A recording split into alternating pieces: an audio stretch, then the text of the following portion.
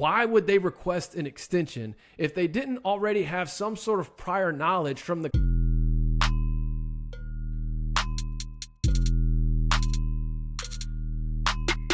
What's up, everybody? It's Trey Smith with College Game Time, back with another YouTube video here on the College Game Time YouTube channel. Hope everyone enjoyed their weekend. Hope everyone's got some good plans, got a chance to spend some time with the family here for the upcoming 4th of July holiday. But I want to get into kind of the weekend roundup of all this realignment stuff, following up from my video on Thursday, which was the day before the impending June 30th deadline, which we learned specifically who that deadline and only who that deadline was for and only for. But before I get there, you know what to do. Like, subscribe, leave a comment at the end, share it with a friend. And if you're feeling generous, go ahead and leave a super thanks if you want to support what we're building here at College Game Time. Your generosity is very much appreciated, but if not, no worries. Here we go. So Ross Dellinger with Sports Illustrated on Friday, June 30th, released a report that at the board meeting, Pac-12 presented presidents with an update on what's termed accelerated progress on a TV deal. Only a general framework was revealed, with significant linear concepts. A more substantive framework expected by media days, which begin on July 21st for the PAC. So essentially, the PAC let everyone know, hey, our deadline's not June 30th. Our deadline's going to be Pac-12 Media Days. Which, again, is not really a hard deadline. I've been saying for weeks now that deadlines make deals, but in order for a deadline to make the deal, the deadline has to be a hard deadline. There's really not a hard deadline here right now, especially if all the teams are going to stick around until a deal comes across the table. And that's up to the presidents. Remember, the presidents make these decisions, not football coaches, not athletic directors, presidents. So if the presidents are all committed to at least waiting to see what the deal is that comes across the table before jumping ship or not, there's not really a hard deadline. Yes, media days could be considered a deadline because they don't want it to dominate the discussions. They want it to be about building excitement for the upcoming season and making it about the players and coaches, but it's still not really a hard deadline, which leads me to some questions that I received from Charles on the last video I posted in the discussion thread we were having. Once the Dellinger report came out, and then reports shortly followed that San Diego State was notifying the Mountain West Conference that they were staying in the conference and were not leaving as of June 30th. So what does that mean, though? Let's start there. San Diego State can still leave and join a Power 5 conference in 2024. It's just going to be a lot more expensive. Instead of having to pay a $17 million exit fee, it's going to be close to $34 million exit fee, which now leads to these questions from Charles that I'm going to go over right now. First question, how does this affect your June 30th deadline assessment now? Did San Diego State, in effect, reimpose last minute a deadline on the PAC? Okay, so let's start with that first one. How does this affect your June 30th deadline assessment now? Well, for June, and I kind of alluded to this on my video Thursday, but for June 30th to have been a true deadline for the Pac-12, the Pac-12 would have had to have seen San Diego State's buyout as a make or break sort of pillar in whether or not they could add them to the conference. In other words, the Pac-12 had to see San Diego State's buyout going from $17 million to $34 million as a complete deal breaker in order to add them for 2024. Obviously, the Pac-12 does not see that as a deal breaker. Obviously, the Pac-12 still thinks, okay, whether they've got to pay 17 or 34, when we send them that invite, they're going to accept it.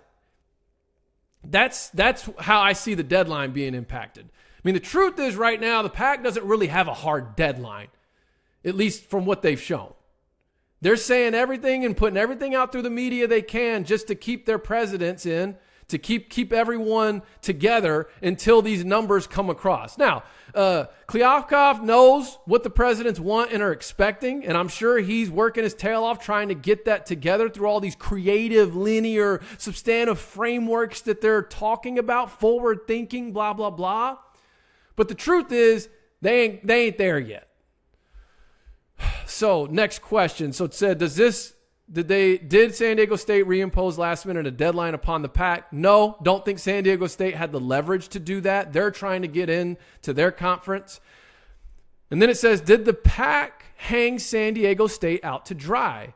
And in return, by rejoining the Mountain West, did San Diego State do its part to return the favor to the PAC by locking the PAC out of further California expansion for 2024? Well, again, I don't think they locked them out. All they did on June 30th, as far as San Diego State's concerned, is they just did what they had to do. They don't have an offer right now. So they had to stay where they're at so they at least have a conference going into the upcoming season and beyond.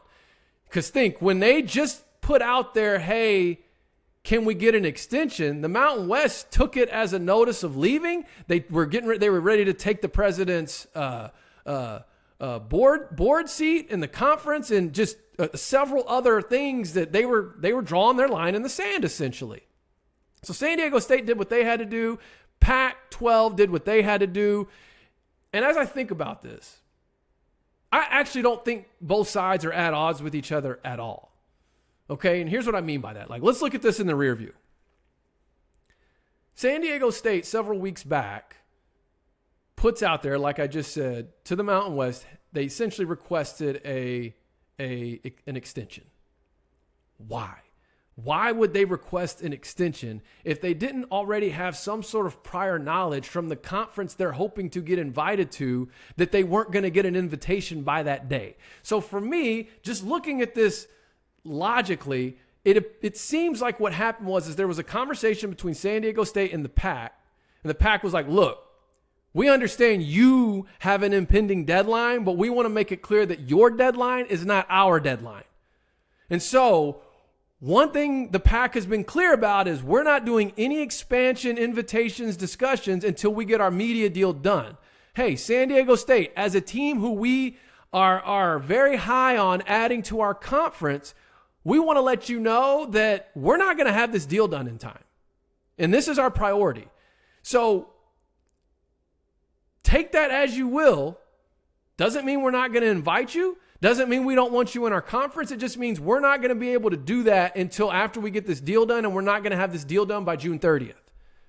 So San Diego State said, okay, well, let's go see if we can get an extension. They tried to get an extension. It got denied. I mean, I really believe it was as simple as that.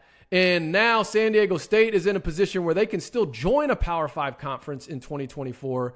It's just going to be a lot more expensive. And obviously the Pac-12 seems to think that that's not going to be a deal breaker for them.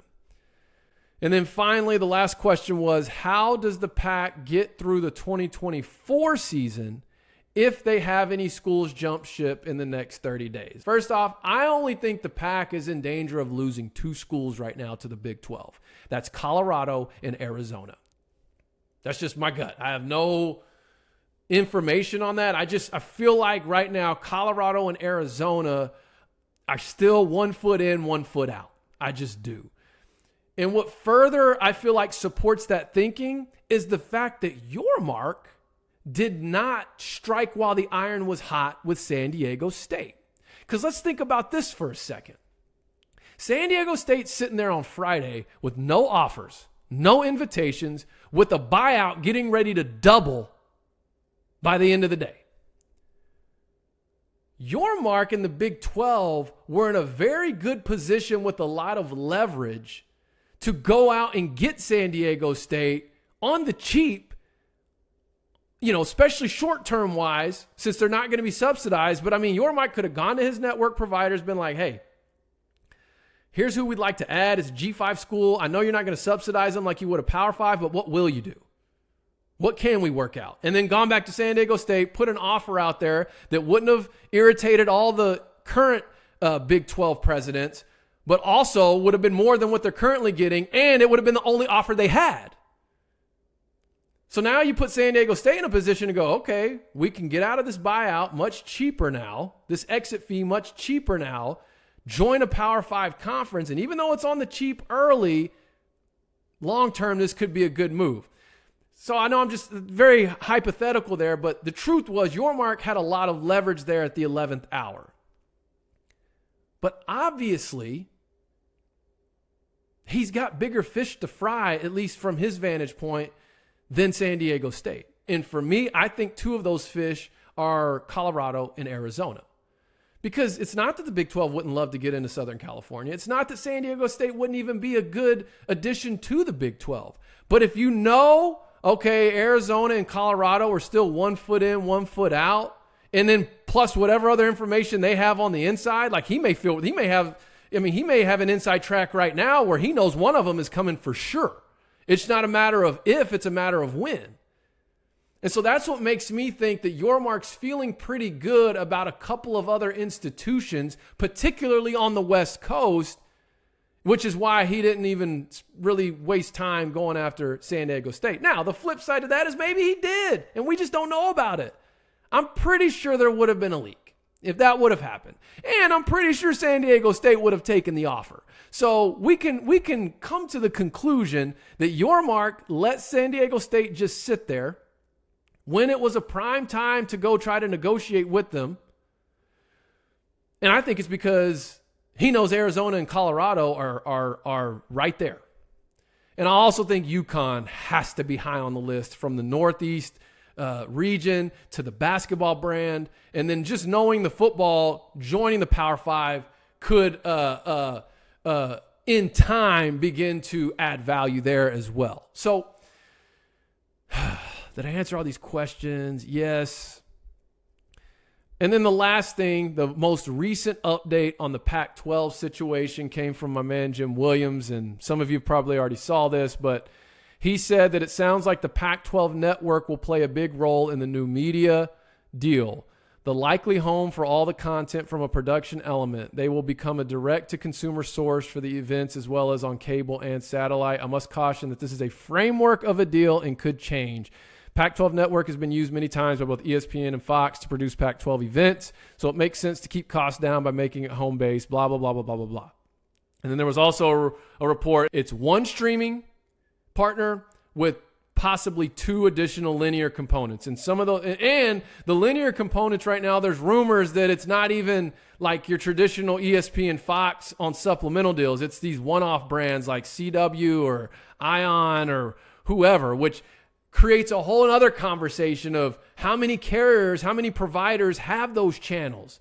It's like, what good is linear if the carriers that people have don't have it, right? Like me, I rotate throughout the year. I don't have regular cable.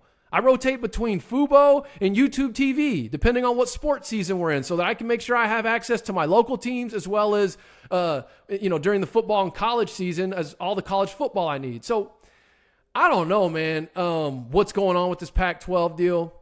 Like I've said, I think 2 weeks ago, I'm going to stand by this. I think it's going to be a great headline deal, a great tweet as far as 40 million per school type deal, 35 million a school, 30 million. But then you start looking at the fine print and maybe it's not so well. So you guys let me know in the comments what you're thinking. Where are we at? I'm ready, honestly, for all this to just be done. I'm sick of talking about realignment personally. I kind of like talking about it, but I'm kind of getting sick of talking about it. I'm ready for football. I'm ready to get talking some football and watching some football. But that's all I've got for today. It's Trey Smith, College Game Time. Peace.